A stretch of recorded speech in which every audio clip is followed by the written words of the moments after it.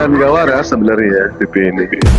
Cuma kurang 2 on aja, kurang 2 on.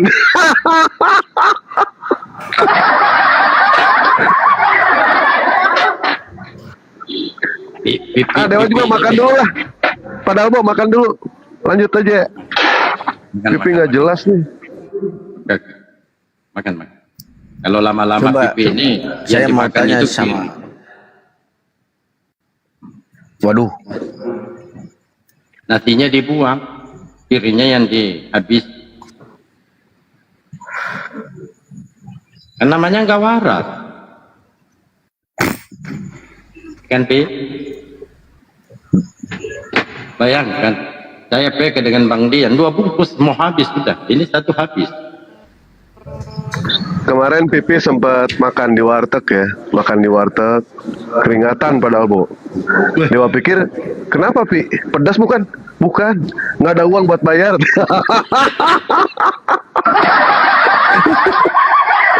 Kirain pedas, taunya nggak ada duit dia buat bayar. Aduh, Pipi.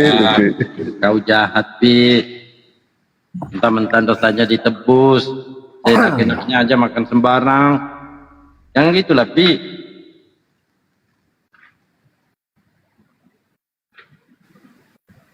DPP sudah makan kah?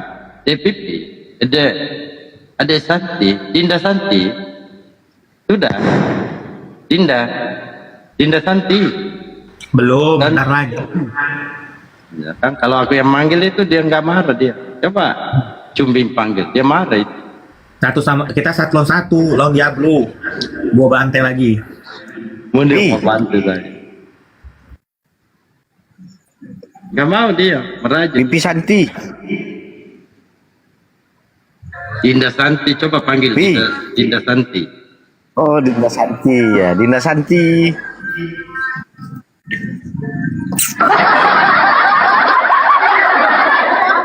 Ya. Jadi Dinda Santi, aku dengar-dengar Tuhan kamu makan ikan goreng, betul nggak itu? Nggak apa-apa. Enggak, saya tanya betul apa enggak, kok nggak apa-apa.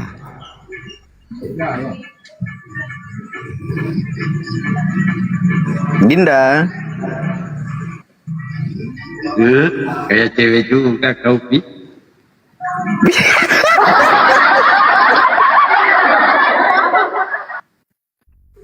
Kayak cewek juga mau dirayu-rayu dia.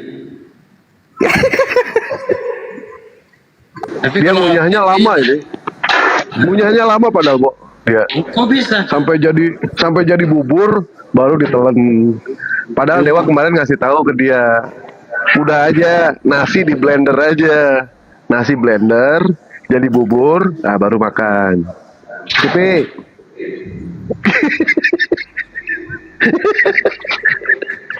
Emangnya Pipi ini nenek? Ya Pi? Dinda Santi. Tapi kalau dilihat Pipi ini kan sering dulu open camp di sini. Orangnya cantik loh. Apalagi dia pakai sedo-sedoan itu apa ya, merah-merah ini.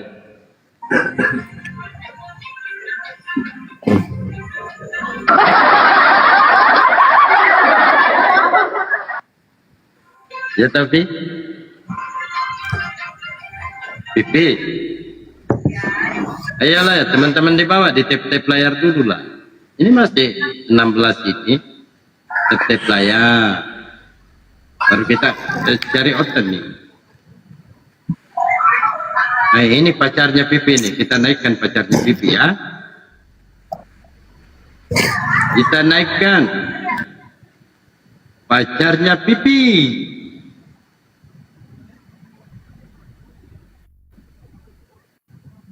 Siapa sih tadi namanya itu ya?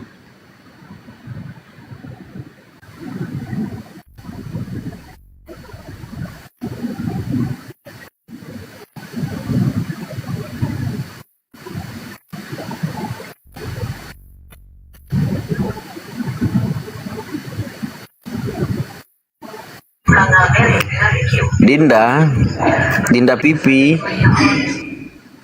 Sudah tidak mencuri buat tiba membuatkan trauma dan masih merasakan dari itu dia terus merasakan Jangan merajuk deh kayak pengantin baru aja si kau ini.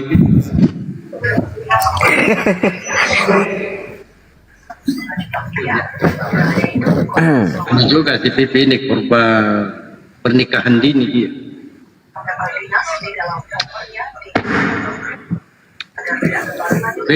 Oh Pepe.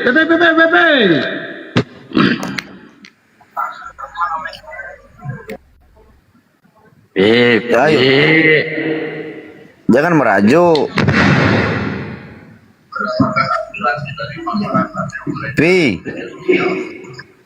Tanya sobat, sudah kakak mau operasi kelamin? Pi? nggak perlu itu padahal Bu. Ayo Diablo, ayo, yuk Diablo.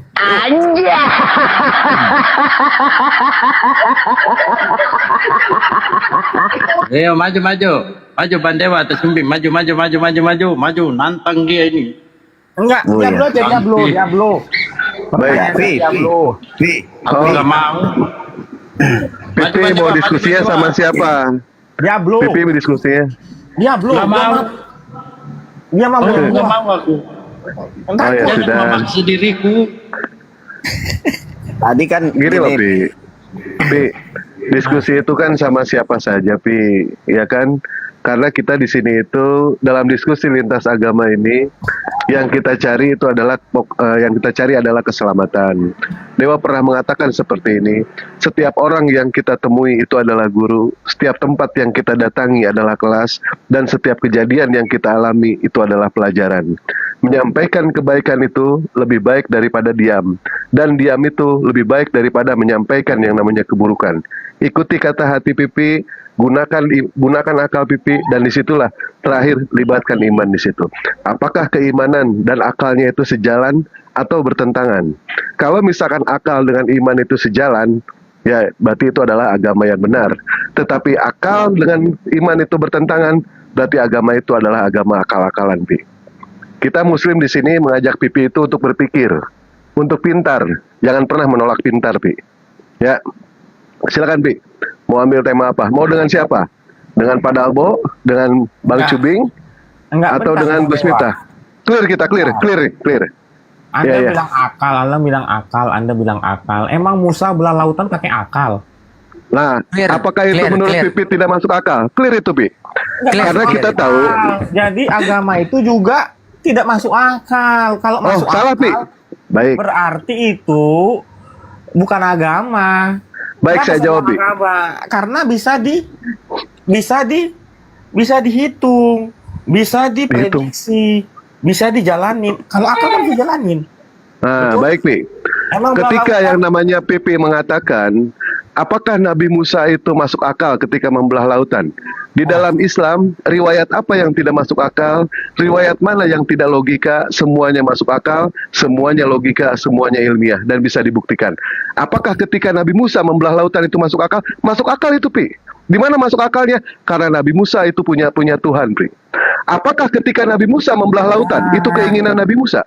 Bukan, Pi. Itu bukan keinginan Nabi Musa, tetapi itu adalah keinginan dari Allah. Nabi Musa itu tidak tahu pada saat tongkatnya itu dipukulkan ke laut, apakah Nabi Musa tahu bahwa laut itu akan terbelah? Nabi Musa tidak tahu. Tetapi Allah yang Maha Kuasa di sini, Pi. Di mana yang tidak masuk akalnya? Di mana yang tidak logiknya dan di mana tidak ilmiahnya? Ilmiah itu, Pi. Kecuali sebentar, Pi. Pipi bertanya, saya jawab, Pi. Pipi bertanya, saya jawab. Ya. Nah, apakah masuk akal? Masuk akal, Pi. Ketika Rasulullah Shallallahu Alaihi Wasallam Isra Miraj, perjalanan ke Sidratul Muntaha, apakah itu masuk akal? Masuk akal, Pi. Apakah itu tidak ilmiah? Ilmiah, Pi. Andaikan di dalam Al-Quran Nabi Muhammad berjalan seorang diri ke Sidratul Muntaha, siapa umat muslim yang percaya, Pi? Saya katakan Nabi Muhammad Nabi pendusta, Pi. Saya katakan Nabi Muhammad Nabi pembohong. Andaikan Nabi Muhammad berjalan seorang diri ke Sidratul Muntaha. Tetapi lihat dalam ayatnya, Allah yang memperjalankan. Kalau Allah yang memperjalankan, makhluk mana yang sanggup untuk menghalangi, Pi? Di mana tidak masuk akalnya itu, Pi? Di mana? Kecuali kalau Pipi itu tidak punya Tuhan, kecuali kalau Pipi tidak percaya akan Tuhan, baru kita tidak bisa membicarakan mengenai soal mujizat. Tidak bisa. Yang kita bicarakan apa? Kalau orang itu tidak bertuhan, tentu mereka tidak akan percaya, Pi. Yang kita bicarakan itu adalah ilmu sains. Itu untuk orang-orang ateis. Di mana yang namanya ilmu sains itu, Pi, bukan diperuntukkan untuk seorang Mahadewa, Pi.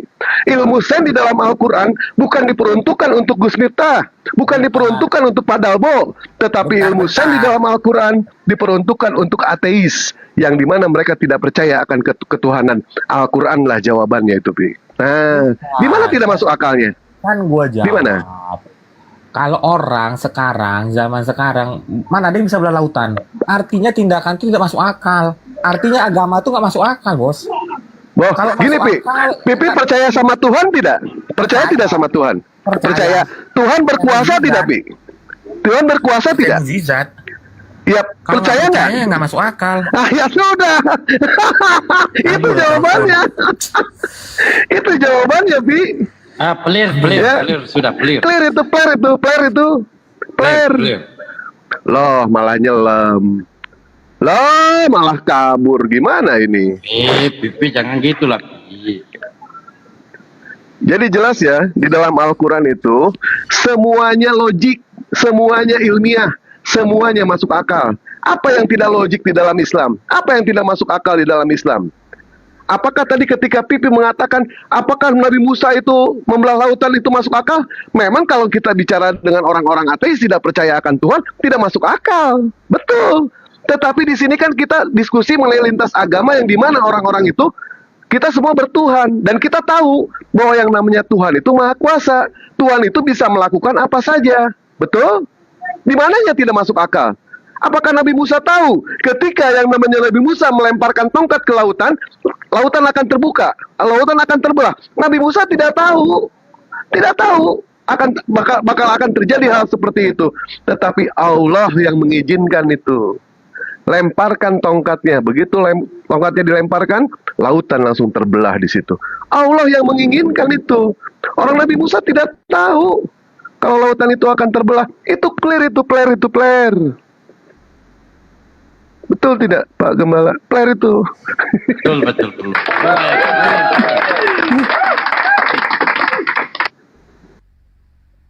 Hah, pipi. Kapan sih kau ini, Pi, jadi manusia? Kau naik lagi lah, Pi. Pipi. Masa Musa belah lautan gak masuk akal? Kalau berarti people nggak masuk akal juga. Aja.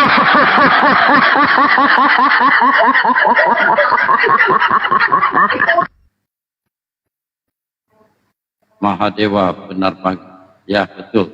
Namanya juga Mahadewa. Ya tes layar dulu.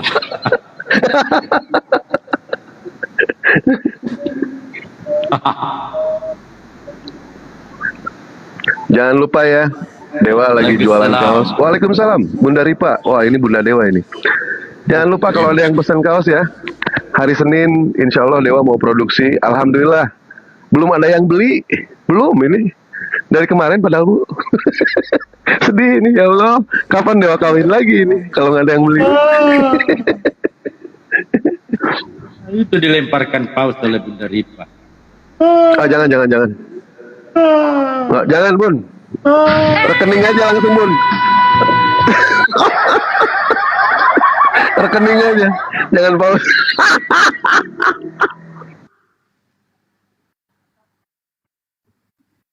Gimana ini, Ustadz Miftah? Ya, clear. Clear sudah. Clear. Ini masuk akal ya. Clear. Itu aja. Clear.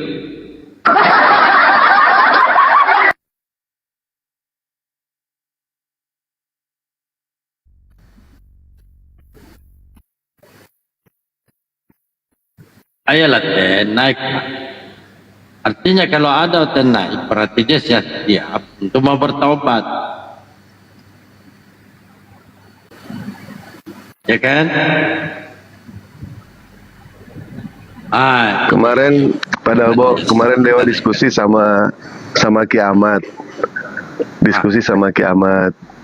menghujat itu. Begitu dia bernarasi, Dewa cuma nanya, katanya dengar-dengar bener nggak kena aib? Wah, langsung marah-marah gitu.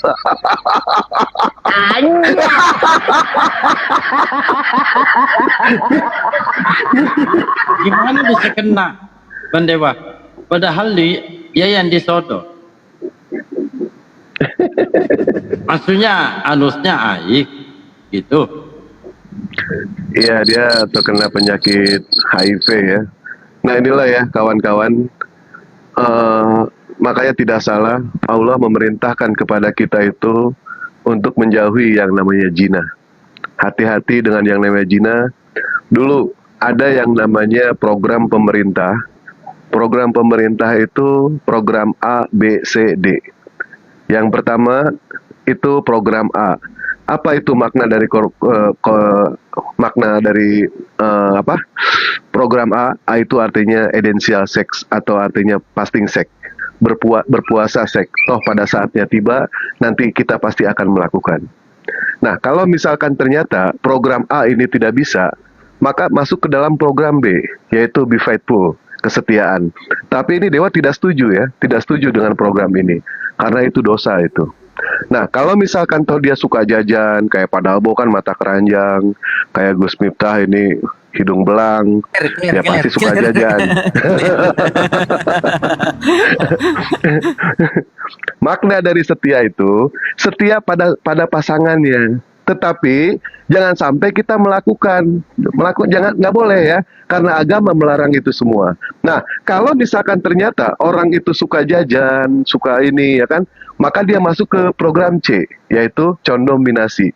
Gunakan yang namanya kondom. Tetapi disinilah yang dikatakan bahwa yang namanya kondom ini adalah ajang bisnis. Kenapa? Karena banyak orang yang menggunakan yang namanya program kondom, tetapi kenapa mereka banyak yang kena juga? Ternyata kondom di situ mempunyai lubang sikron, yang dimana lubang sikronnya itu 1/60 sikron, sedangkan virus HIV kecilnya itu 1/250 sikron. Kemungkinan itu tetap masuk.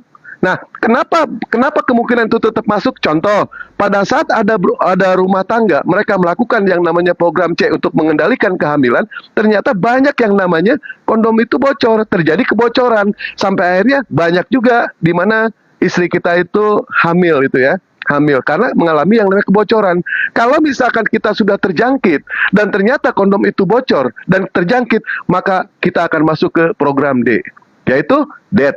Kalau misalkan sudah terkena yang namanya HIV/AIDS, pasti kita masuk ke program D, yaitu death, kematian.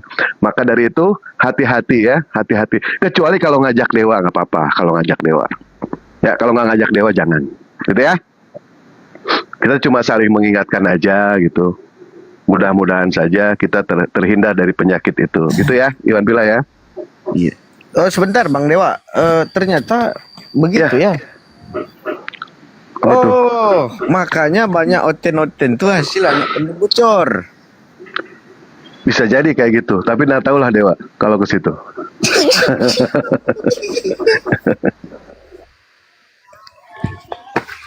Assalamualaikum warahmatullahi wabarakatuh. Waalaikumsalam warahmatullahi wabarakatuh. Pagi-pagi obrolan udah. Ini penelitian ini. Ya Allah. Tumbenan nih ruang Bang Dalbo ngobrol lagi.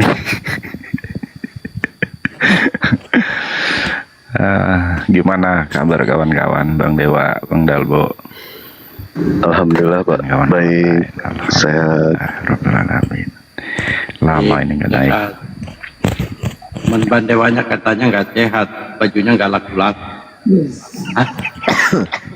Iya, percuma Dewa, bener iklan-iklan nggak laku-laku, gimana ini? Ya pesen lah ya, Iwan Bila. Aduh, kapan kawin lagi nih Dewa kalau gini?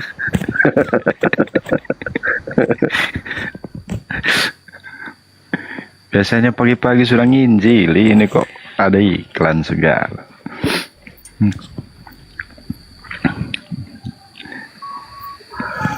Ayo injili Bang. Injili Bang, ada oten. Otennya pada pensiun. Tadi ada Adinda Santi tadi tuh habis makan turun. Takut orang dewa kali.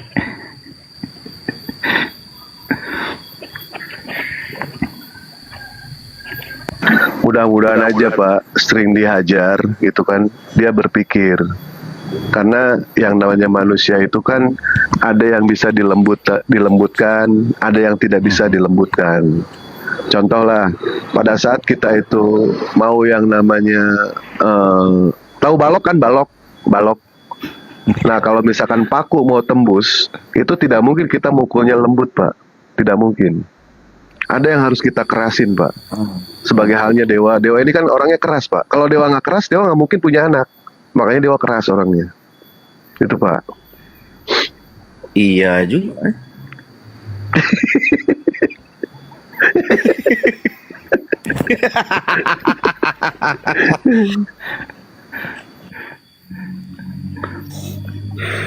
Belum ada yang masuk dari tadi nih.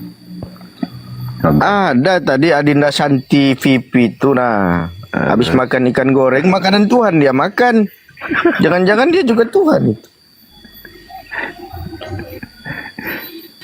Lagi kangen ini Bang Dalwo biasanya antam sana sini Bang Dalwo kan ini. Mana tadi ya? Baru setelah Mana tadi? Bang Dalbo. setelah TPKPK. Nah, ini Assalamualaikum warahmatullahi wabarakatuh. Oh, Waalaikumsalam. warahmatullahi wabarakatuh. Baru gue pek. itu Atuh sikat sama. aja itu. Baru mau nih Pak Pahan. Oh, ini ada paus masuk ini.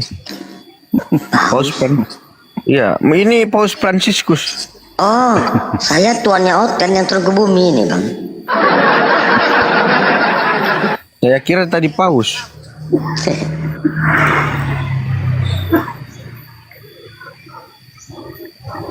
Baru ku aja si Mauli host.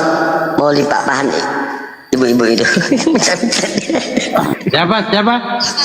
Mauli Pak Pahan. Nggak repot aku mau Oten di bawah. Kejang-kejang semua. Saya tadi sama Bandian. Ada berapa ya? 3 ekor. Ekor.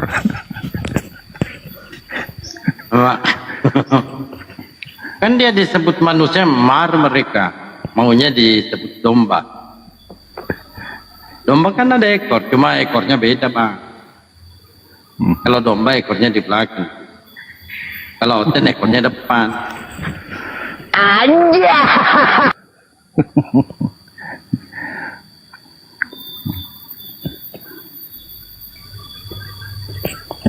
Ya terus gimana mantang oten? Iya. Jadi tadi Dominic apa Bifan sampai ke bawah sampai semuanya nyerang di bawah. Rontok aku. Nggak repot. Nah, Kalau Dominic sama aku nggak mau dia. Tadi di bawah dia kan pas berdua satu sama Inang itu. Rame tuh dia. Repot. Tapi sini kok bisa naik ya? Aku pernah repot tadi. Sana. Sini kok bisa naik aku ya? Berarti belum parah ya? Belum. Karena di sini diilhami Roh Kudus, Pak. Oh gitu. Ya kita undang si Bepan ya. Kemarin Bepan tuh juga kabur kok.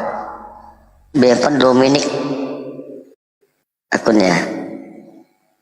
Dominic. Kalau di tempat saya nggak mau dia. Nah. Gak mau ya ini. Sama. Tadi di bawah dia. Pada minta naik semua orang tuh. Buka rolin aja, buka rolin.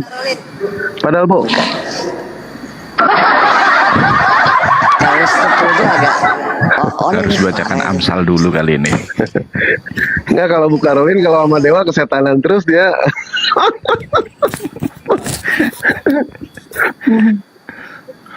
Saya pernah mau dilapor polisi Karoli. Waduh.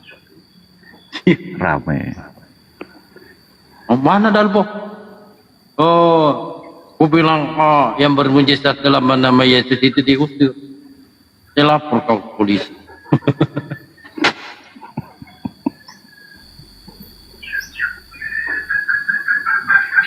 Ayo teman-teman ya, di tap-tap layarnya dulu sambil kita cari hotel nih. Oke. Oke. Ada dua yang kosong nih.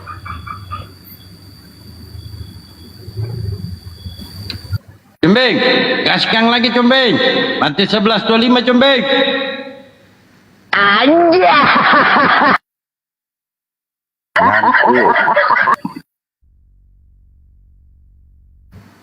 Cumbing. Abang nggak bisa di follow ini abang kita ini. Punya privat. Siapa Pak?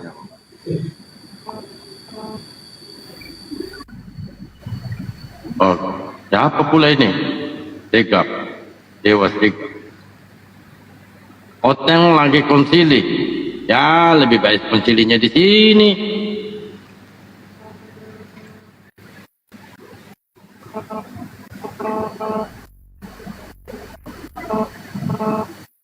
Saya dari tadi tepatnya mau Oteng. Jam 7.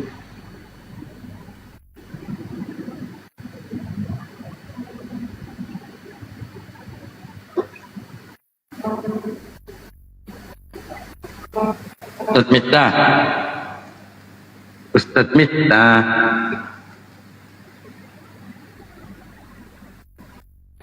Mana ini Ustadz Miftah? Gaskan dulu. Mati 11.25. Bentar ya.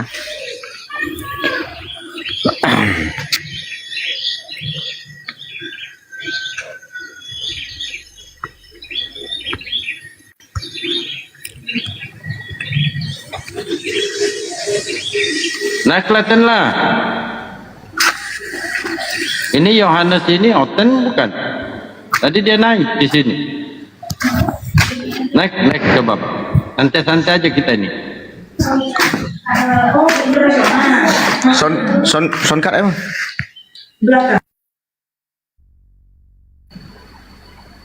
Apalagi?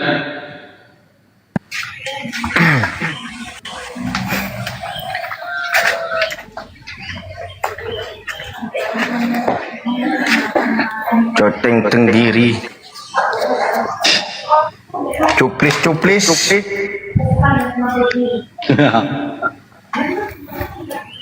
Ambil posisi dulu Bang Dagu biar ini ya, sebentar ya. Iya. Karena kalau mukul onten ini harus ambil kuda-kuda. Kalau enggak terpental dia.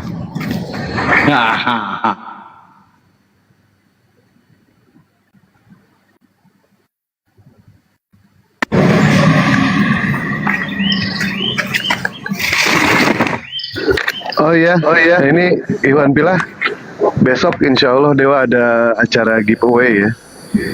Giveaway-nya itu ini nih.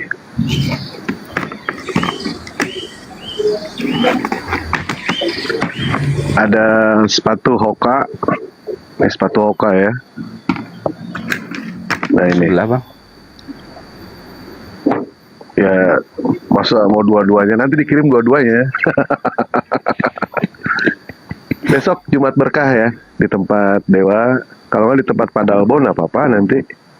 Ini kita ngasih hadiah ke para Ikhwan Pila. Jadi berupa sepatu sama kaos rompi. Jadi ada 3 item. Kaos ada 2, Rompinya sepatu ada mana 3, rompi ada 1. Rompinya mana? Saya suka loh pakai rompi. Rompi, ya. Ya, sekali-kali lah. Ini pada lah. Rompinya ini Pak.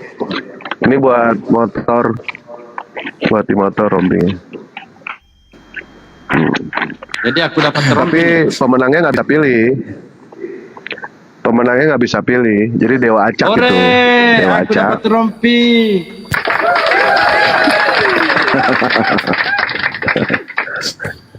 Insya Allah nanti besok ya. Kalau jadi nanti. Ya lanjut. Itu kenapa sepatunya belang-beling itu? Satu merah, satu biru. Ada yang warna merah, ada yang warna biru, ada yang warna hitam. 3. Memangnya kita ini Dewa, memangnya kita ini Oten. Mau dikasih sepatu warna-warni. Cuman Oteng aja pakai sepatu terbalik-balik. Berarti hadiah 2 pasang. Oh, 2 pasang. Jadi sepasang warna merah, sepasang warna biru. Tapi mudah-mudahan sih masih ada lagi ya sepatu ya. Kemungkinan nanti Dewa nyari di masjid kan hari Jumat kan, banyak sepatu sih di situ. Nanti Dewa carilah. Iya.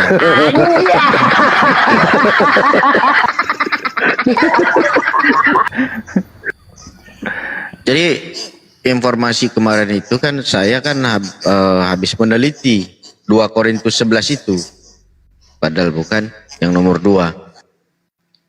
Ternyata sebagaimana disampaikan oleh Paulus juga nggak suka kalau misalnya Oten ini dia menikah sesama jenis. Itu dilarang juga sama Paulus.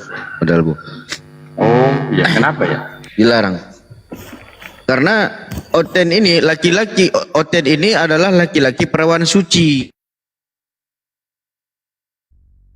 Terus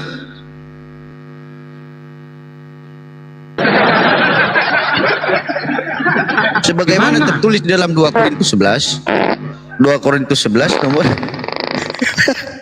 belum aja udah kentut.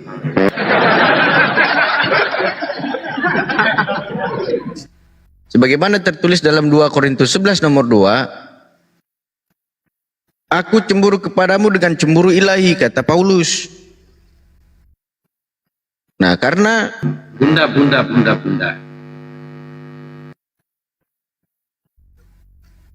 oh iya. Nah, Bunda Paulus ini mengatakan bahwa dia cemburu dengan cemburu ilahi kepada Kristen. Kenapa? Karena dia memberikan lubang kendal potnya kepada sesama jenis.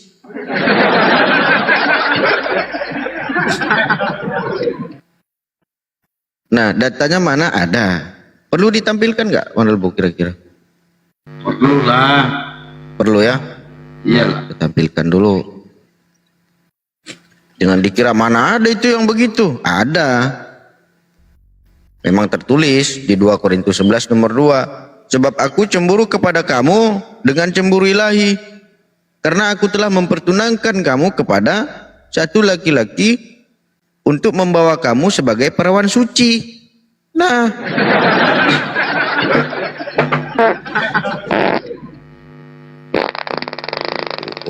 Jelas itu. Oi.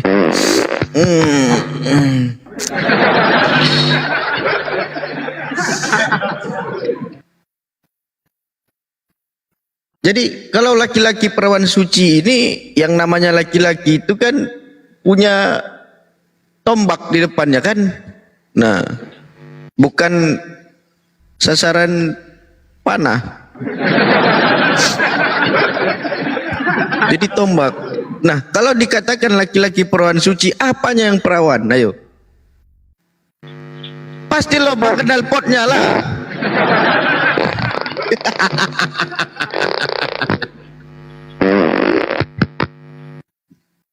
Nah, makanya ketika laki-laki itu menikah sesama laki-laki, itu lubang kendal pot kan dipakai sama kawannya ataupun sama ya siapalah, pokoknya sesama jenis lah. Lubang kendal potnya itu kan udah nggak original. Udah nggak original itu. Udah nggak perawan suci lagi lubang kendal potnya. Nah, itu.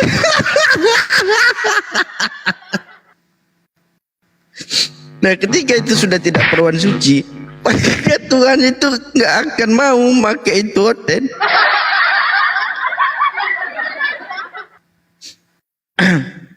Karena udah nggak perawan suci, karena hanya laki-laki perawan suci yang bisa Dibawa sampai step layar lah, jangan ketemu dibawa TV. kepada Kristus itu.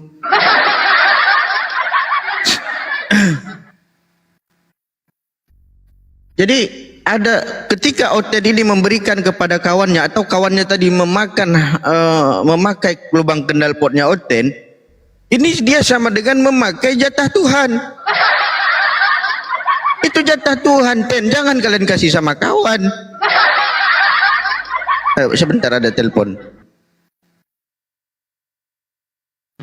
Ini prolognya ini bikin emosi.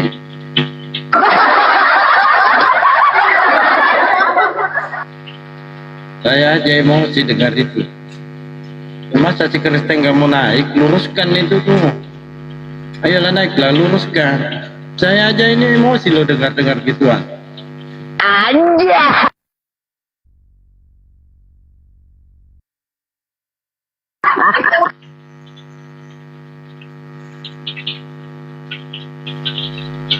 Tambah jauh, Oten.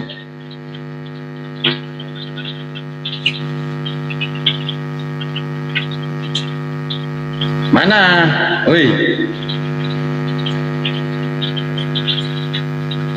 Allah Akbar.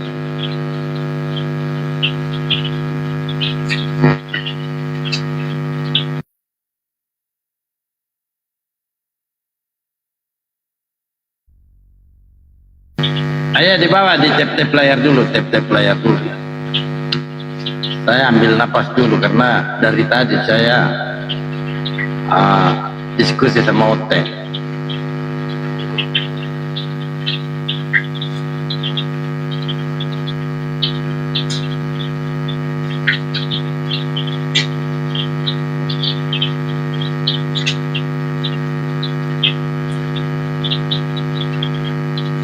Cumbing.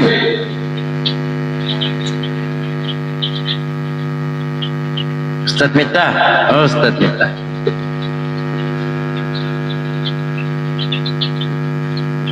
Ya, Bang Nelpon monitor. Masya Allah. Bisa dijelaskan Bikin kopi dulu. Oh, Kenapa? sudah bikin kopi? Iya, ini 1 galon.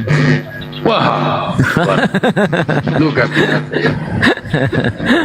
Bisa dijelaskan yang kemarin itu yang selalu dibawa pisau dapur ya?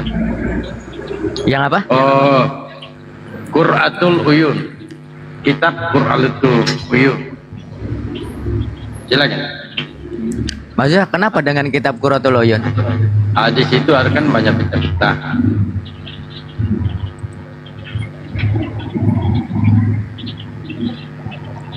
Ya kadang-kala mengambil satu judulnya doang. Ini kan berbicara bab-bab pernikahan, hubungan antara suami istri kan? Betul. Supaya teman-teman juga tahu, tak kala ada yang sodor-sodorkan data-data seperti ini. Ini berbicara hubungan seksual antara suami istri, bukan berbicara hubungan seksual antara suami dengan istri tetangga, ya kan?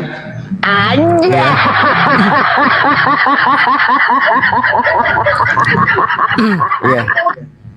Justru gini ya Bang Dalbo. Kitab Qurratul Uyun itu apa? Qurratul Uyun itu ini apa namanya? Intisari. Apa namanya? Pelita. Intisari. Justru kitab Qurratul Uyun ini adalah salah satu kitab di mana karangan daripada Syekh Zainuddin bin Abdul Aziz ini apa namanya menjelaskan kita ketika berhubungan dengan istri kita itu tidak sama dengan hayawan yang asal bless asal wik saja, tidak. Justru di dalam kitab Qurratul Uyun inilah kita dilatih, kita dididik bagaimana hubungan antar manusia itu secara terhormat. Baik itu sebelum maupun dalam mengerjakannya maupun setelahnya. Dan di dalam kitab Qurratul Uyun ini dimulai Bang Dalbo ya, kitab Qurratul Uyun ini dimulainya siapa? Luar biasanya. Di situ ada bab yang diawali dengan apa? Faslun fi syurutis shalah. Menjelaskan dulu bagaimana pasal-pasal tentang syarat-syaratnya sholat. Jadi kitab Qurratul Uyun ini bukan hanya menerangkan itu, tetapi yang intisarinya kita ketika berhubungan saja sudah dididik bersuci dulu. Bersuci, kemudian apa? Berdoa dulu. Yang namanya manusia tidak seperti hayawan. Ketemu pasangan langsung jeleb, ketemu pasangan langsung jeleb. Tapi apa? Karena kita saling menghargai, memuliakan wanita, dan juga apa? Karena tujuan pernikahan adalah litas kuno. Tujuan sebuah pernikahan adalah litas kuno untuk kenyamanan, kedamaian, ketentraman, dan keamanan. Bagaimana kita akan mendapatkan kenyamanan, ketentraman, kedamaian, keamanan dalam sebuah rumah tangga ketika kita tidak saling menghormati dalam berhubungan, baik itu hubungan psikologis maupun hubungan fisik. Maka di dalam kitab Qurratul Uyun ini dilatih, dididik kita bagaimana tata cara sebagai seorang manusia yang sempurna, yang beriman kepada Allah Subhanahu wa taala tersebut. Dengan apa? Dengan tata cara manusia, cara hubungannya. Itu. Jadi kitab tersebut bukan hanya menjelaskan tentang hal itu saja, tetapi poin-poinnya adalah kita bagaimana membedakan cara berhubungan dengan hayawan. Pasal yang pertama saja tentang faslun fi syurutis sholat, tentang syarat-syarat sholat. Kita sebelum berhubungan sholat dulu, berwudu dulu, kemudian apa? Sholat dulu 2 rakaat, berdoa kepada Allah supaya berharap ketika kita berhubungan jauh dari godaan syaitan. Supaya apa? Hasil yang dengan cara yang baik, memelihara sesuatu yang baik, maka insya Allah hasilnya pun baik. Itu yang diharapkan. Kemudian setelah itu furudul wudu, menerangkan tentang fardu-fardunya wudu. Kemudian juga menerangkan tentang sunatul wudu, tentang sunnah-sunnah wudunya. Kemudian juga nawaqidul wudu, apa yang merusak wudu tersebut. Bahkan sampai diterangkan faslul fit tayamum, tentang tayamum. Jadi bukan hanya itu. Kemudian selanjutnya baru faslun fil ghusli, bagaimana cara mandi. Kita ini bukan hayawan yang mau berhubungan asal jelek, setelah berhubungan lepas begitu saja. Tapi kita dilatih, dididik. Setelah apa? Sebelum melakukan maupun sesudah melakukan, tentu kita bersuci. Nah sekarang begini Bang Dalbo, kita analogi yang sederhana saja. Kira-kira kita nyaman tidak kalau sekiranya kita berhubungan dengan pasangan kita yang laki-lakinya bau oli, yang perempuannya bau pete? Kira-kira gimana itu? Betul. Itu tujuan daripada kita. Maka di situ ada menerangkan tentang apa? Penyegaran aroma. Betul. Kita dilatih saling menghargai tersebut sehingga apa? Terjadilah kenyamanan, klimaks dalam berhubungan, sehingga apa? Saling membahagiakan. Yang laki-laki membahagiakan sang istri pun membahagiakan laki-laki. Karena tujuan daripada pernikahan adalah litas kuno, kenyamanan, kedamaian, ketentraman. Betul. Sehingga apa? Tumbuhlah tunas-tunas mawaddah warahmah, sakinah, mawaddah warahmah tersebut tumbuh. Sehingga apa? Dalam kehidupan sehari-hari sudah tertanam bagaimana komunikasi lahir dan batin itu. Itu tujuan tersebut. Nah, kemudian juga di situ tentang bagaimana cara apa? Faslun fin najasat. Bagaimana cara kita bisa menghilangkan najis? Karena apa?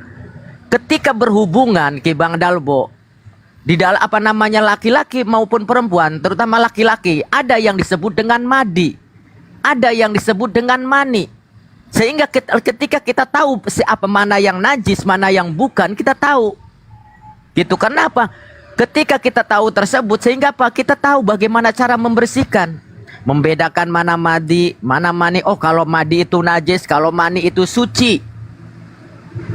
Itu tujuan. Sehingga apa? Hasil daripada bagaimana akan menghasilkan anak yang soleh dan soleha.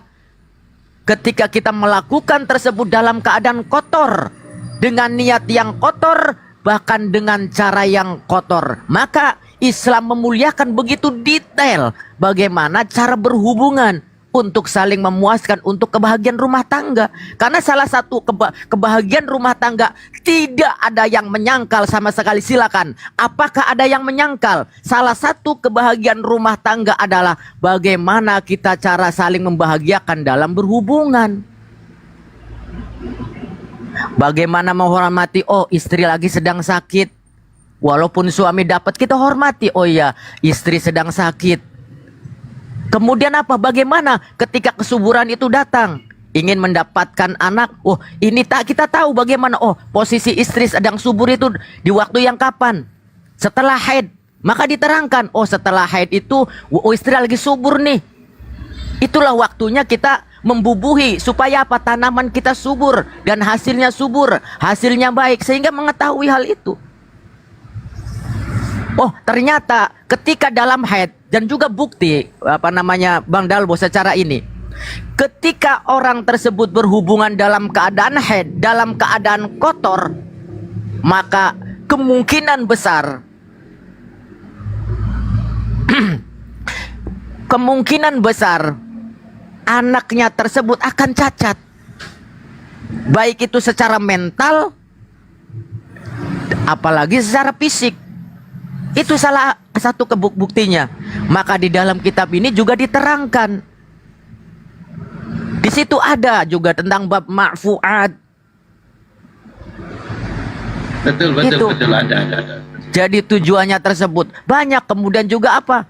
Bukan menerangkan, ada awqatus sholat, menerangkan tentang waktu-waktu sholat yang baik. Ada juga fi sholatil khauf, bagaimana cara kita sholat yang takut, arkanus sholat. Semuanya dijelaskan, bukan hanya tentang itu kitab Qurratul Uyun. Yang intinya kitab tersebut mendidik kita bagaimana kita berhubungan dalam rumah tangga dengan cara manusia, bukan dengan cara hayawan. Gitu.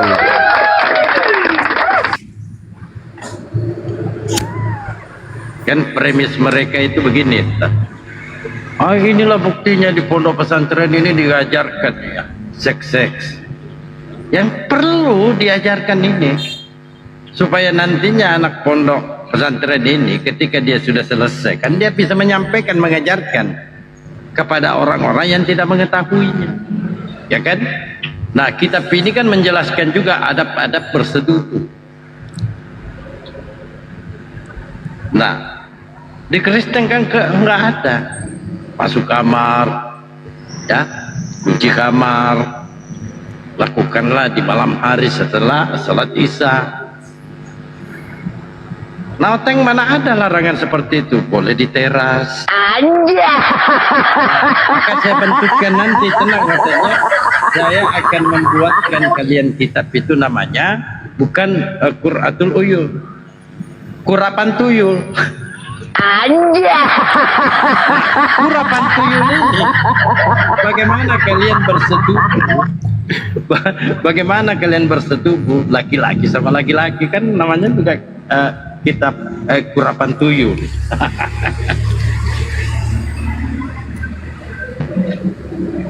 Jadi inilah yang kadangkala mereka premin di sini. Nah, padahal kitab ini mengajarkan tentang suami istri. Ya, bukan istri tetangga yang diajarkan, ya, suami istri.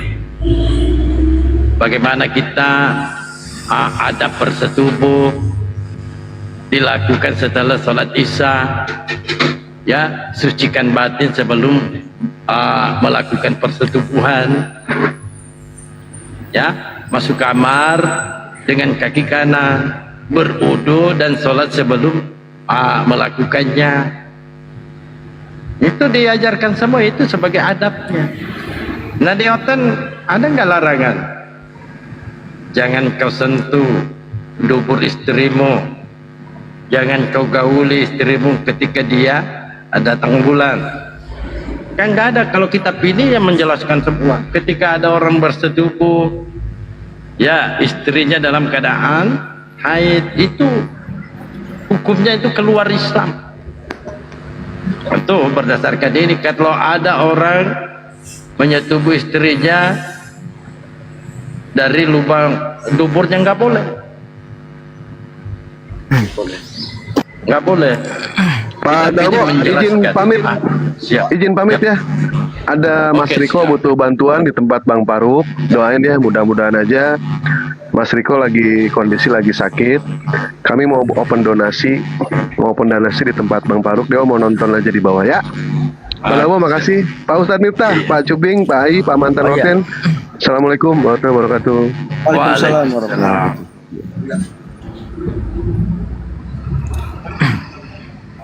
Jadi ada satu keanehan juga ketika memberikan titel ataupun penyebutan terhadap seseorang. Jika dalam Islam itu dikatakan seorang laki-laki atau seorang suami dan seorang istri ketika mereka sudah berpisah, itu akan disebut satunya duda, satunya janda. Kan begitu. Tapi dalam Kristen atau bagi orang-orang yang menikah sesama jenis, itu kan sesama laki-laki. Suami istri itu ya laki-laki, suami-suami atau istri-istri itu kan. Nah, ketika mereka bercerai, ini yang mana janda, yang mana duda? Ini bingung, Pak. Ini bingung. Padahal sama-sama botak. Iya. Kalau Ini situ bingung, saya juga bingung, Bang. Nah, ini aneh. Coba mungkin ada Oten di bawah yang bisa menerangkan apabila yang kalian legalkan itu menikah sesama jenis, laki-laki sama laki-laki, itu bagaimana penyebutan mereka setelah mereka bercerai?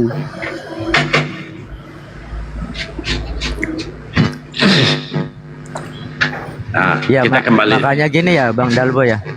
Yes, ya. Andai kata kita tidak diatur, coba Bang Dalbo, dengan tatanan cara berhubungan, ya kan, maka berapa banyak dari kita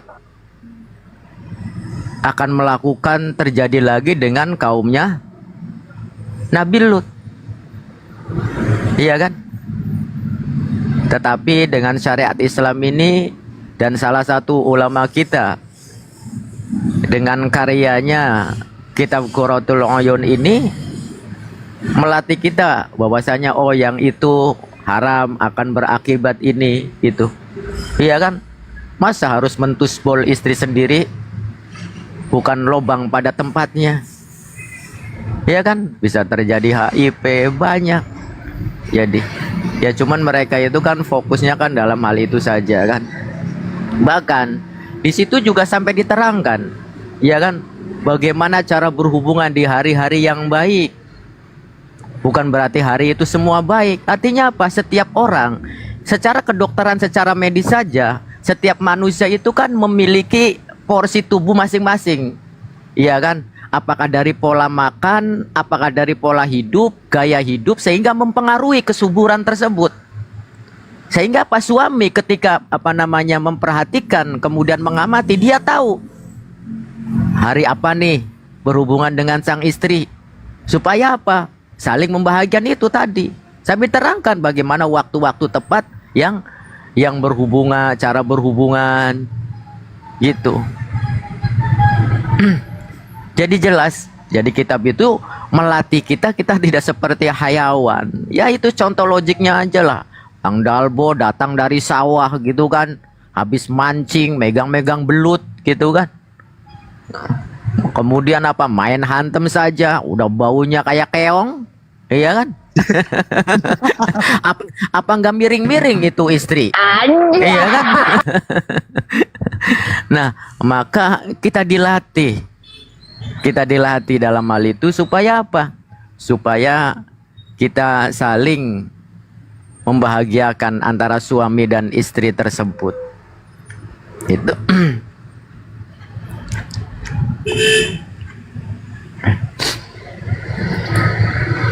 Mantap sekali Pak Ustadz, mantap. Terima kasih deh tentang ilmunya Ustadz.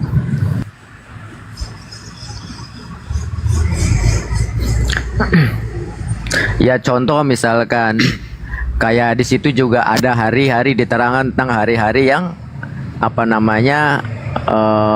tidak tepat. Seperti apa? Ada hari-hari di mana kita harus menghormati bagaimana cara berhubungan. Maka di dalam kitab itu juga dilatih. Seperti halnya di dalam kitab itu juga kan menukil salah satu hadis dan hadis marfu, gitu kan? Di situ apa? Tawakku isna asyara yauman fis sana fa innaha tuzhibu bil amwal wa tahtikul astar. Faqulna ma hiya ya Rasulullah?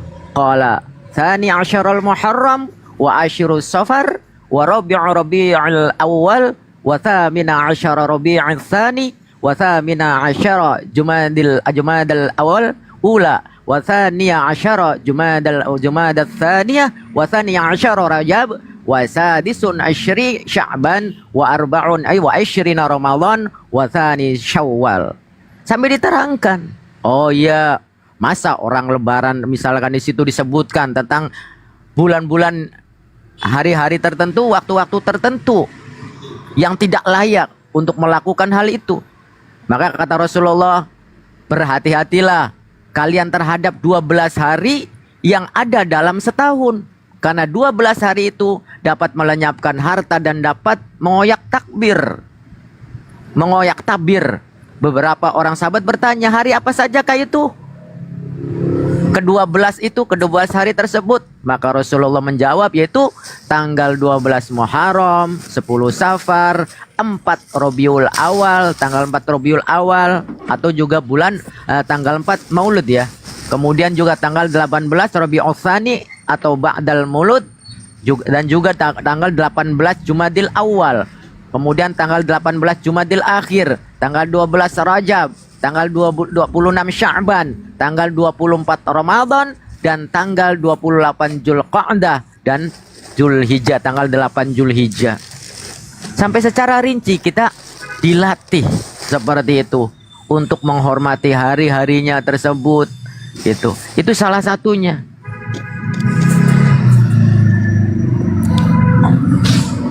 Masya Allah, luar biasa ya. Ya alhamdulillah, saya sudah punya kitabnya itu Ustaz.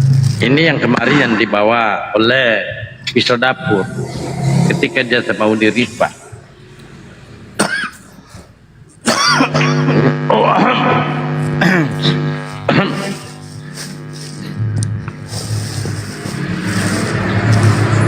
Selamat malam Binul.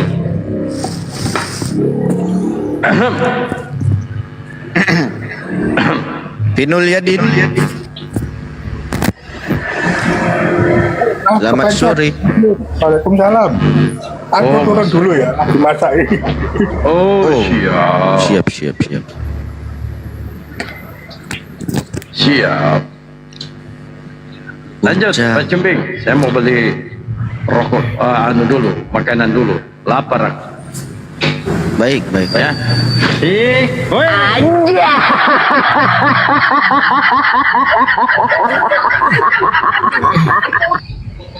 Assalamualaikum warahmatullahi wabarakatuh. Waalaikumsalam. Waalaikumsalam warahmatullahi wabarakatuh. Assalamualaikum warahmatullahi. Akun baru ini, Bang Kucang. Akun baru habis, akunku tinggal satu nih bisa lab tuh. Nggak tahu nanti ada yang datang. Ini cari anu dulu, cari supaya bisa lab ini aja. Belum bisa ini, sudah banyak tapi nggak bisa itu, sudah 500 lebih kayaknya, nggak tahu berapa. Belum, harus 1000 lebih sekarang. Kemarin 120 bisa.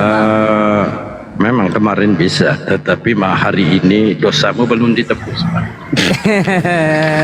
Sudah ditebus sama Yesus kata Oten tuh.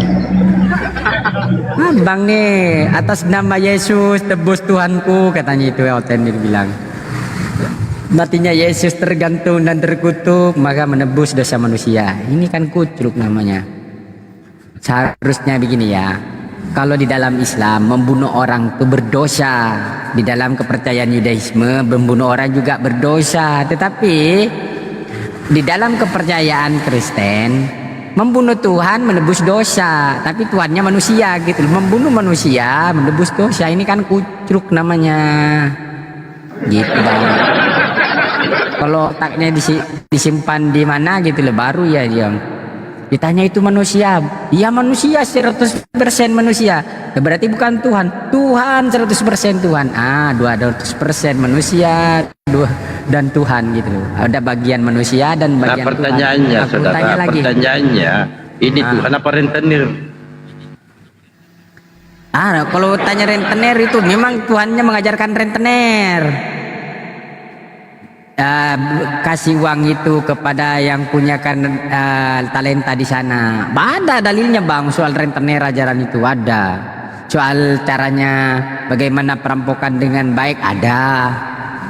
Lengkap kalau abang bertanya kepada pendeta ada, tapi kalau bertanya sama saya ada lengkap, bukakan dalilnya gitu loh. Itu, tapi karena OT-nya tidak ada, tidak boleh kita buka-buka terlalu dalam. Penistaan kucang, padahal sudah ditampilkan di depan matanya itu. Bukan kitab itu, kok ngada-ngada gitu loh. Padahal dia baca sendiri. Hanya dibukakan saja, suruh bacalah, baca nih gitu. Kamu menafsirkan, belum saya menafsirkan, hanya membacakan saja, bilang menafsirkan. Ini kan kucluk. Gitu. Main kerudung, siapa yang main kerudung? Naik. Tolong di follow Dia mau maksud ada dia 123. Jadi maksudnya dia itu pantatnya mau dikeruduk bang. Jangan salah paham. Oh gitu. Oh berarti ajaran ya itu ya, ajaran sesama gitu, laki-laki dan sesama laki-laki itu. Iya, kan memang sudah sebenarnya itu dilarang, Pak. Dilarang oleh Paulus sendiri, itu dilarang laki-laki sama laki-laki. Kalau Tidak, di Bang, dunia Paulus itu memang dunia mana wong di kata Paulus itu di ajarannya memang dilegalkan itu, boleh katanya. Iya, diboleh katanya di dunia. Boleh kata Paulus, segala sesuatu itu boleh. Iya, secara Boleh penelitian saya itu dilarang, Pak. Oleh Enggak, Paulus. ini kan menurut kitab suci, Bang. 1 Korintus 6:2. 6 pasal 6 nomor 2. Oh gitu. Di 2 Korintus 11 nomor 2 sesuatu itu boleh, Pak? halal. Boleh. Nomor 6 nomor 2 itu boleh, segala sesuatu halal bagiku tuh. Coba kalau halal. Tetapi bagiku yang tidak berguna maupun yang tidak bermanfaat, istilahnya itu tetap halal semuanya. Oh gitu. Di 2 Iya. Korintus 11 nomor 2 itu dilarang sama Paulus. Gimana itu, Pak? Waduh. Sebab itu cemburu, bukan dilarang itu. Cemburu dipertunangkan kepada Tuhan. Oh. Kan gitu dia. Sebab aku cemburu kepada kamu dengan cemburu ilahi itu. Begitu, karena aku telah mempertunangkan kamu kepada satu laki-laki untuk itu kan, untuk kepada siapa itu dipersembahkan? Kepada Yesus. Aku tak nggak paham itu. Ini coba kepada Kristus itu siapa? Kristus kan Yesus. Aku tak nggak paham itu. Coba jelaskan. Saya itu lebih paham dari pendeta. Coba silakan teman-teman ya, tap layar dulu dan kasih dulu saya tanda merah, diklik itu yang di sebelah kanan saya itu diklik. Gini, Pak. Di 2 Korintus nomor 11 itu Plus gitu loh. 2 Korintus 11 nomor 2 itu kan Paulus ini cemburu kepada laki-laki dengan cemburu ilahi kepada laki-laki yang memberikan lubang kendal potnya sesama jenis, sesama laki-laki. Kan begitu, Pak. Kenapa? Karena memang dia sudah dipertunangkan kepada Kristus sebagai perawan suci. Jadi kalau misalnya di bumi ini, misalnya di bumi ini laki-laki menggeruduk lubang kendal pot sesama laki-laki, itu nggak boleh karena Paulus cemburu. Karena yang boleh begitu ya cuman Kristus, karena kan udah dipersembahkan, udah dipertunangkan kepada Kristus. Jadi kalaulah misalnya mereka memberikan lubang kendal potnya itu kan berarti itu jatah Tuhan dimakan mereka. Iya. Kan begitu.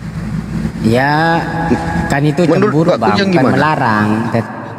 Ya kan sudah memang gini loh ya. Cemburunya Paulus itu tuh supaya karena dia takut tidak kebagian, tapi sebenarnya sesama laki-laki dia gitu, Bang. ajaran sesama. Nah, itu loh. Dia tidak saja apa itu melegalkan suatu sesama begitu, karena dia cemburu kalau diambil orang begitu maksudnya bang. Itu aja sih menurutku. Ini melegalkan sesama gitu. Iya. Tolong teman-teman ditambah lagi nih ya, baru 10 orang, 5 ini, kalau 10 itu kan 22 ya. Tambah ini 140, masa tidak bisa 50 orang aja gitu. Ikuti. Supaya saya bisa buka. Ya kawan-kawan tolong di follow ya Bang Kucang Oyot biar Kucang Oyot biar beliau bisa live ya. Sound cam lah. Karena Bisa on cam ya. cadangan bang. Biar bisa menampilkan data. Nanti kalau ada oten naik Kalau bisa tidak- beliau tampilkan data gitu. Kemarin itu tidak bisa sama kali dari kemarin malam. Akunku habis. Iya. Makanya aku bikin 2, masih 1 ini tahulah bang kali itu. Kemarin itu bikin 2 bisa bang, tapi langsung dikena pelanggaran warna merah itu di bawahnya itu tulisannya. Waduh. Tulisan pemblokiran tuh. Padahal 120 aku lihat kan itu. Iya. Sampai 210 langsung pelanggaran dia. Gara-gara burung Yesus ku bahas. Waduh. 1 minggu aku lupa tulisannya. Tulisannya kan biasanya dikasih angka gitu loh. Iya. Sebelumnya akun-akun yang lain itu enggak, satu minggu lebih gitu. Karena akun baru ya udahlah aku tulis seperti biasa gitu, tapi tidak menggunakan angka-angka, tidak langsung menghujat.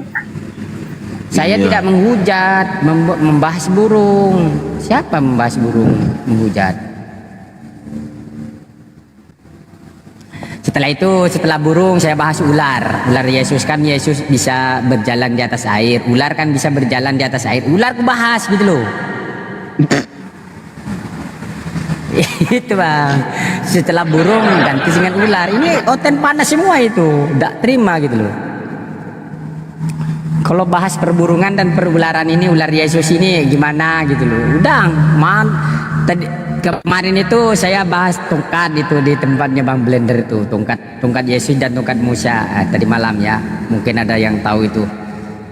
Itulah Bang. Saya itu paling suka itu pertongkatan, perburungan gitu loh. Karena saya itu pemburu gitu loh Bang, pakai tongkat kan gitu ya. Nah. Ayo naikkanlah Bang Galbo. Tolong di follow lagi teman-teman ya, di follow yang belum kasih. Pancing emosi dulu lah. Nanti pancing emosi dulu. Masih ada di oten di bawah kah? Banyak kah? Banyak yang di bawah. Ini ada naik nih satu nih. Tuh, Farid. Jangan ditanya, langsung aja. Assalamualaikum. Iya. Assalamualaikum warahmatullahi Gas Bang Kucang. Gas. Waalaikumsalam warahmatullahi wabarakatuh. Waalaikumsalam.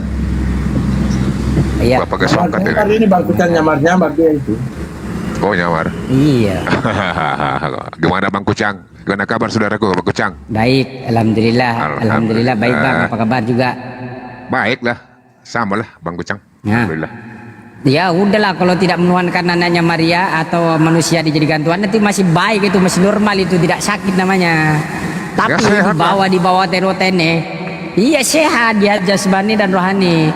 Kalau yang oten-oten di bawah yang nonton tidak berani naik ini, berarti lebih daripada gila dia. Kalau orang gila itu caranya ditanya Tuhannya di mana, pasti nunjuk itu Allah di atas dia ditunjuk. Kalau oten Tuhannya siapa? Oh, motor dia. Siapa Tuhanku ya? Kalau tidak percaya nanti tanya, siapa Tuhanmu? Bingung dia mau jawab Bapak, mau jawab Yesus. Yesus itu bukan Tuhan. Tuhan katanya. Berarti Bapak bukan Tuhan. Tuhan, berapa Tuhanmu? 1. Seru menghitung, lebih kocak lagi dia. Tidak tahu, tidak pandai menghitung. Kalau dikatakan Pau tidak terima. Kalau dikatakan Pau dia tidak terima. Dan seterusnya. Begitu Bang.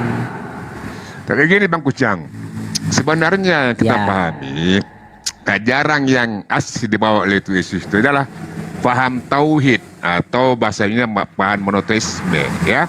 Sebab kenapa Tolong saya di- katakan demikian Bang Kucang? Yesus itu kan diutus Ya. oleh Allah untuk kaum Bani Israel. Itu dikatakan dalam Matius 19:24. Yesus itu sendiri terlahir sebagai orang Yahudi. Kan hidup berbaur bersama orang-orang Yahudi. Berarti dengan demikian agama yang dianut oleh Yesus adalah agama Yahudi. Oleh karena Yesus hidup di tengah-tengah orang-orang Israel yang bernama Yahudi, maka tidak salah lagi kalau Yesus berseru dalam perintah kepada kaum Bani Israel. Dalam Markus 12:29. Apa perintah Yesus? Hukum serunya yang utama ialah, dengarlah wahai orang Israel, Tuhan Allah kita adalah Tuhan yang Esa. Kan gitu ya. Terus Tapi salah kenapa salah bagi Oten tuh salah bang. Karena itu Nah, kalau ini. Esa itu adalah kesatuan. Coba aja. nggak boleh. Kalau Esa nggak itu kesatuan. boleh. Coba tanya sama tentu ada bapak. Sebab ada yang berkata begini bang. Satu itu tidak keesaan Tuhan itu tidak satu, adalah kesatuan katanya. Satu tapi kesatuan. Bisa tidak abang ini menjelaskan kepada saya? Coba. Abang ini Nggak pakai Roh bisa. Kudus. Coba kalau pakai Roh Kudus. Apanya Iya, kesatuan, karena abang Pak tidak Pucang? Apanya abang ini tidak pakai Roh kesatuan? Kudus menjelaskannya. Saya itu bisa belajar sama Oten dulu pakai Roh Kudus. Coba. Kucang, Dengarkan Kucang ya. nggak paham itu, Kucang nggak paham. Ya, ini semuanya tidak paham di atas. Coba yang paham itu hanya saya. Saya itu pendeta Angkasa Raya ya. Iya, Dengarkan apanya saya ngomong. kesatuan, apanya menyatu dalam kesatuan. Kalau- Kita jelaskan dulu. Makanya cara menjelaskan Tuhan itu bukan kebagaimanaannya gitu loh. Bukan hanya satu yang dipikirkan umat Islam itu. Kalian Tidak. salah. Tiga yang dipikirkan. Ya tidak. makanya satu Jadi satu. itu adalah kesatuan. Iya, kalau Anda bilang satu, tunggal itu bukan berarti satu-satunya. Itu Ini kan nggak bisa Anda disebut harus tunggal. belajar Di sama situ saya. kan ada tri kan Bang Kucang, ada tri di situ, nggak ada kata Iya, kalau- tunggal. Ada tri. Kita kan sebab ada tiga yang bersaksi, coba dengar. Sebab ada tiga yang bersaksi, Bapa, Firman dan Roh Kudus. Ketiganya adalah satu. Anda tidak tahu bagaimana menjelaskan Apanya dalam yang kesatuan satu? nih. Keilahian yang satu, apakah dari segi kemanusiaannya? Apanya yang satu? Aduh, Anda tak paham kemanusiaannya Yesus itu datang dari mana? Coba Anda paham. Dari mana kepahaman Anda bahwa Yesus yang manusia ini 100% dan 100% Tuhan? Coba. Apa kuasanya Yesus? Belajar dulu. Dikatakan, tunggu dulu. Ini kan bicara masalah kuasa. Ini kan Allah ini kan maha kuasa. Ini ceritanya. Segala maha kuasa nih. Coba. Ya. Terus kalau dari segi kemanusiaan Yesus, apa yang dikuasai oleh Yesus dari segi kemanusiaannya? Coba. Nah, Yesus itu berkuasa. Mau apa kuasanya? Anda tidak tahu juga. Yesus itu sudah kuasa telah diberikan kepadanya. Nyanyi kan kepada Yesus kan? Anda sudah tahu tidak itu? Ini Kalau orang diberi aduh, kuasa, habis ya, itu Pak, dulu ya. itu bukan tidak berkuasa, kena ada memberi kuasa. Aduh, gimana sih? Kalau ada yang memberi kuasa, berarti tidak bisa berkuasa karena ada pemberi kuasa. Ya kan gitu. Bagaimana nih kan? Itu kan ya sementara waktu saja kuasanya, tidak selamanya. Karena namanya diberi kuasa itu bukan selamanya. Karena Yesus ini di bumi loh, seperti layaknya manusia. Hidup punya apa mengalami kematian, ya kan? Manusia akan mati. Yesus mah walaupun dikatakan Yesus bangkit ya kan mengalami kematian, menjalani kematian kan? Nah, kan gitu. Ya, ini suaraku ada tidak ini? Acasnya habis harus dicabut songkatnya dadan. Oke, halo bro. Nah oke, aman ya. Jadi cara memahami Yesus sebagai manusia itu tidak bisa dipahami sebagaimana Anda ini lahir. Karena Yesus itu tidak lahir dari sperma, dari manusia. Anda paham tidak itu? Datangnya dari firman. Betul tidak? Waduh. Berarti lahir dari mana? Dari yang lahir kan Roh Ya. Kudus gitu. Yang lahir kan Roh Kudus. Makanya Anda harus belajar. Baca dulu. Ya, baca dulu di Lukas 1.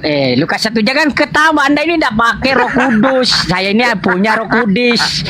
Jadi kalau Anda pakai Roh Kudus ya, belajar dulu. Saya itu pakai Roh Kudus ala kurapan begitu ya. Teman-teman jangan panas ya, jangan panas yang ada di bawah. Saya menjelaskan kebagaimanaannya Tuhan itu, bukan kesatuannya. Dari satu itu, dari kesatuan persekutuan yang ada, yang saya jelaskan secara spesifik berdasarkan dalil dalam kitab yang ada di depan saya. Begitu, jelaskan ya. Jadi Yesus itu bukanlah satu-satunya yang disatukan oleh ada firman, ada Roh Kudus, ada Bapa, ada siapa lagi? Semua itu maha kekuasaannya dia atas dirinya sendiri. Menurut Oten, begitu. Paham tidak Anda? Yang bangkitkan siapa? Yang bangkitkan siapa? Oh, kalau Anda yang kalau yang bangkitkan 1 Korintus 6:14. Kalau yang dibangkitkan itu 1 Korintus 6:14. Allah yang membangkitkan Tuhan Yesus Kristus daripada kematiannya, begitu juga kita akan dibangkitkan dengan kuasanya. Begitu di kejadian ada, bukan kejadian apa? Di Kisah Para Rasul ada. Di Kejadian juga ada. Jadi tergantung Anda itu perspektif yang mana yang Anda paham. Bukan berarti ketika Yesus itu dikatakan Tuhan itu adalah sepenuhnya Tuhan. Ingat, sepenuhnya manusia. Anda tidak paham itu. Aduh, memang Anda harus belajar pakai Roh Kudus dulu. Kalau saya bukan pakai Roh Kudus, tapi pakai Roh Kudus ala kurapan. Begitu, bro. Nggak paham Anda ini ya. Coba tanya lagi yang lebih sulit gitu loh. Ini pendeta Angkasa Raya yang tidak ada duanya, satu-satunya adalah saya gitu. Berdasarkan dalil yang saya bawa, kitab yang sangat spektakuler gitu loh. Berarti abang pendeta luar angkasa ya? Angkasa Raya bang. Saya itu tidak ada duanya. Iya, Angkasa Raya, belajarnya sama alien. Makanya saya itu pakai Roh Kudus ala kurapan begitu ya. Ingat, saya tidak pakai Roh Kudus ala kurapan. Udah. Silakan. Yang perlu dicerahkan ya, Oten ini. Kalau tidak tahu, tanyalah kepada pendeta Angkasa Raya. Iya, tapi Pak, di yang Matius 11 nomor 25 itu kan Yesus bilang yang Tuhan Bapa, bukan dia. Mana? Itu memang Pak, Bapak itu sebagaimana telah menurunkan kalau keluar dari Bapak, coba perhatikan ya. Yesus datangnya dari Bapak. Menurut Oten kalau yang keluar dari Bapak itu sendiri. Paham tidak Abang nih? Begini Bang Kucang. Kalau Yesus itu berkuasa sebagaimana terus dalam Matius 28 nomor 18, tapi sangat disayangkan dibantah oleh Yesus. Di mana bantahan Yesus? Di Markus 10:40. Apa kata? Markus 10:40. Apa kata Yesus? Ya. Tetapi perihal duduk di sebelah kananku atau sebelah kiriku, aku tidak berhak memberikannya. Justru itu yang akan diberikan kepada orang siapa itu yang telah disediakan oleh Bapakku yang berada di surga. Ini putus-putus suaraku gila ya. Jaringanku bermasalah ini. Sorry teman, bisa saya tanggap ya. Pertanyaannya ini, buruk jaringanku. Kemana? Ini kalau ucilim-ucilim ini tidak paham dia. Jadi harus belajar. Ucilim-ucilim ini tidak paham. Saya itu nggak bisa dibantah itu bos, nggak bisa dibantah. Tadi saya tadi tidak dengar ya, tidak dengar 100%-nya. Makanya saya tidak bisa apa yang Anda katakan tadi, karena seharusnya Anda itu menjelaskan secara detail. Kalau bertanya kepada Angkasa Raya ini harus secara spesifik. Coba ulangi kembali karena saya tidak tadi jelek jaringan. Oke, dengar baik-baik. Aduh. Oke. Dengar baik-baik Bang Kucang. Di dalam Matius 28 nomor 18 dikatakan bahwasanya Yesus telah diberi kuasa oleh Allah Bapa baik di bumi maupun di sorga ya. Tapi sangat disayangkan pernyataan umat Kristen tersebut dibantah oleh Yesus sendiri. Di mana bantahan Yesus? Di dalam Markus 10:40. Apa kata Yesus? Tetapi perihal duduk di sebelah kananku atau sebelah kiriku, aku tidak berhak memberikannya. Justru itu akan diberikan kepada orang siapa itu yang telah disediakan oleh Bapakku yang berada di surga. Itu kata Yesus. Di mana kuasa Yesus? Coba. Abang tahu tidak segala kuasa telah diberikan kepadanya? Sudah aku jawab tadi. Abang ini berputar-putar ini. Kalau segala kuasa telah diberikan kepada Yesus, ada lagi yang tersisa gitu. Segala kuasa. Paham tidak itu? Makanya dengarkan ya. Dengarkan baik-baik ini jawabannya Oten ya. Kalaulah segala kuasa telah diberikan kepada Yesus masih bilang ada kuasa lagi penuh. Tidak ada, maka satu-satunya Yesuslah yang berkuasa menurut Oten. Iya betul kan? Betul tidak nih? Ya, Oke. Matius 8:18. Itu dikatakan Ya, betul. Iya, betul. Jadi gini, Bang. Makanya abang ini memahami dia sebagai manusia. Tapi kan abang melupakan 100% sebagai Tuhan yang diyakini gitu loh. Melupakan dia ketuhanannya. Ketuhanan itu tidak terbatas ruang dan waktu, dan segala kuasa itu dipegang oleh Yang Maha Kuasa. Jadi Yesus karena telah diberikan segala kekuasaannya, lekatlah pada dirinya begitu, bro. Aduh, ini memahami sebagai manusianya, tapi tidak memahami 100% Tuhannya. Jangan dibuang, bro. Aduh, dibuang ini ketuhanannya. Bukan cuma itu ya, bukan cuma itu ya, Bang Kucang ya. Banyak hal yang disampaikan oleh Yesus bahwa Yesus tidak bisa berbuat apa-apa. Pertama, Yesus tidak bisa menjamin surga. Kalau dikatakan Yesus Tuhan, maka sudah pastilah Yesus bisa menjamin surga. Tapi ternyata Yesus tidak bisa menjamin surga, gitu ya. Di mana dikatakan Matius 7:21 bahwasanya iya. Apa itu? Bukan setiap orang yang bersekutu pada Tuhan. Nah, mereka yang akan masuk ke dalam kerajaan surga melainkan dia yang melakukan kehendak Allah Bapakku yang berada di surga. Itu kata Yesus. Banyak. Bukan cuma itu. Bukan setiap orang kan? Itu kan bukan setiap orang. Ya. Berarti ada orang lain yang masuk. Ini berjawabannya Oten. Kalau bukan setiap orang berarti tidak semuanya. Masih ada lagi sisanya gitu masuk. Anda itu tidak baca. Jadi ketuhanannya Yesus menurut Oten ini dia berdasarkan Yohanes 13:13. Baca di situ. Bunyinya begini. Benar, aku iya, benar. Sebentar dulu, benar. Kau mengatakan aku guru dan Tuhan 13:13 dan Yohanes 1 ayat 1 jangan kau lupakan. Itu segala pertanyaannya Anda pasti jawabannya adalah Yohanes 1 ayat 1. Ibaratnya begini, segala apa yang kau makan, apapun makananmu, teh botol sosro minumnya begitu, bro. Tidak tahu. Coba kau baca. Segala pertanyaannya Anda Yohanes 1 ayat 1 jawabannya. Berbicara kemanusiaannya. Ya kan kau bilang tadi kemanusiaannya. Saya kan 100% manusia, 100% Tuhan. Gimana ini abang ya? Aduh. Makanya kau pahami kebagaimanaan ketuhanannya Yesus. Aduh, menurut Kristen. Aduh, ini tidak paham nih. Coba kita tinggal lagi. Sudah pastilah Yesus manusia karena merasakan lapar, merasakan takut. Ya 100% manusia, bro. 100% manusia dia. Kau bilang ke 100% manusia, 100% Tuhan. Kuasa Tuhan yang diberikan oleh suku kuasa Tuhan begitu loh. Ketuhanan lah. Kalau sedang tidak berkuasa itu, kalau tidak berkuasa itu, berarti itu manusianya begitu. Anda tidak paham, makanya Oke ya, kita keluar dari konteks itu sekarang. Menurut saya dengar juga Oten ini Yesus ini adalah anak tunggalnya Bapak. Itu gimana menurut Pak Farid dan Kucang Oyot? Aduh, ini Kucang Ojong yang bisa jawab ini coba. Oke, anak tunggal Bapak itu bukan anak tunggal satu-satunya, tidak, banyak kali loh. Anak Tuhan itu anak tunggal. Di mana itu dikatakan anak tunggal? Kalau menurut Oten iya. Tetapi menurut saya anak tunggal itu bukan itu saja, Bang. Karena paling disayang itu kalau baca di terasinya itu di Wahyu 1, di Ayub 1 ayat 6. Buka dulu di situ. Datanglah anak-anak Allah, kan begitu.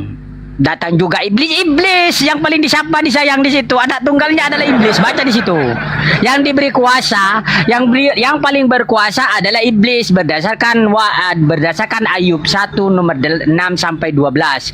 Yang diberikan kekuasaan penuh adalah iblis. Disapa, dari manakah engkau wahai iblis? Nah, itu pertanyaannya. Paling disayang, paling dimanja, kata-kata yang paling halus. Jadi anak tunggal yang sebenarnya adalah iblis berdasarkan Ayub 1 nomor 6. Silakan kau buka. Pertanyaannya begini. Dari manakah engkau wahai iblis? Engkau dikatakan dari mana kau? Seandainya itu adalah anak yang paling durhaka, dikatakan kau kurang ajar kan begitu. Dari manakah engkau wahai iblis? Iblis menjawab, dari menjelajahi bumi dan mengelilingi dunia. Maka apakah engkau memperhatikan hambaku Ayub? Engkau dipergunakan itu berarti itulah anak tunggal yang disayang, bro. Anda salah. Salah. Segala kuasa diberikan kepada iblis, kekuasaan penuh. Makanya kuasaan maut itu adalah iblis. Yesus tidak berkuasa atas segalanya. Yesus itu bukan menghujat, ini dalil. Coba ya, jangan bilang saya menghujat. Aduh, kalau tidak mampu bernarasi, Anda ini tidak mampu untuk membantah narasi saya, bilang saya menghujat. Makanya orang itu harus diserahkan atas nama Tuhan Yesus kepada iblis supaya diselamatkan di hari Tuhan. Anak tunggal yang sebenarnya adalah iblis. Nama Yesus hanya disisihkan, disebut yang menyelamatkan adalah iblis berdasarkan nomor 5 tuh. Oke, silakan. Ayo. Iblis dikatakan kena Waalaikumsalam warahmatullahi wabarakatuh. Bagaimana iblis sekarang kena bahaya Bang Kucang ini. Aduh, bahaya. Baca dulu literasiku. Gimana kawan, izin saya mau lanjut aktivitas. Saya izin dulu ya. Silakan Bang. Ya, terima kasih Bang. Izin Bang Dalbo. Waalaikumsalam warahmatullahi wabarakatuh. Ya tolong dulu teman-teman, jangan bisa mengatakan iblis anak tunggal bapak, gimana ceritanya Bang? Coba aku buka dulu. Itu kan anak Allah juga di situ. Anak Allah di situ, coba buka. Anak Allah di situ. Sudah aku bacakan tadi. Nyambung lah. Yang disapa bapak itu adalah iblis. Coba yang lain disapa tidak? Tidak ada lah. Terserah. Buka dulu Bang. Bukan saya tanggung jawab ya, bukan aku ya. Bukan aku bilang ya Bang Kucang ya. Tanggung jawab Bang Kucang ya. Siapa bilang saya tidak? Tanggung jawab loh. Ten, ini Bang Kucang Ten. Katanya di situ anak bapak tuh. Aduh, silakan naik, silakan. Yesus, mana Yesus itu diberikan kekuasaan penuh? Salah, iblis. Jangan kau keluarkan kepada iblis begini. Jangan kau keluarkan tanganmu karena kuasa ada di padamu. Kan begitu. Jangan keluarkan.